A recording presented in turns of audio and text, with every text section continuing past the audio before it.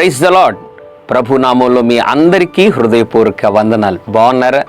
ఉదయకాల సమయంలో చాలా కాలంగా నీ హృదయంలో ఒక ప్రశ్న ఉంది కదా, అందరూ బాగుపడ్డారు, నేను నా కుటుంబం యేసు ప్రభుని నమ్ముకొని కూడా చాలా అడుగంటిపోయినటువంటి స్థితిలో ఉన్నాం, పడిపోయిన వారుగా ఉన్నాం.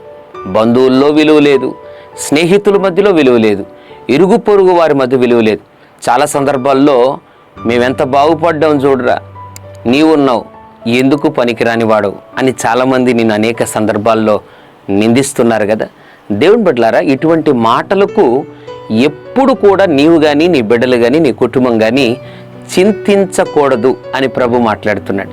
ఉదయకాల సమయంలో ఇటువంటి పరిస్థితిలో ఉన్నటువంటి నిన్ను ఉద్దేశించి ప్రభు ఒక అద్భుతమైన మాటను జ్ఞాపకం చేయాలని ఆశపడుతున్నాడు. కొరింథీయులకు రాసిన మొదటి పత్రిక 1వ అధ్యాయం 29వ వచనం, ఎన్నిక లేని వారిని దేవుడు ఏర్పరచుకొని ఉన్నాడు. ఎంత అద్భుతమైన మాట! లోకంలో ఎన్నిక లేని వారినంట దేవుడు ఏర్పరచుకొని ఉన్నాడు. ఎన్నికైన వారిని కాదు, ఎన్నిక లేని నిన్ను నన్ను దేవుడు ఏర్పరచుకొని ఉన్నాడు.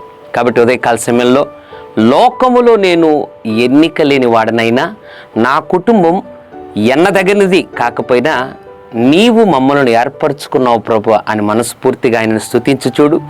రానున్న దినాల్లో దేవుడు ఏర్పరచుకున్న నిన్ను, నీ కుటుంబాన్ని దేవుడు ఆశీర్వదించి గొప్ప కార్యాలు నీ ద్వారా ప్రభు జరిగించబోతున్నాడు.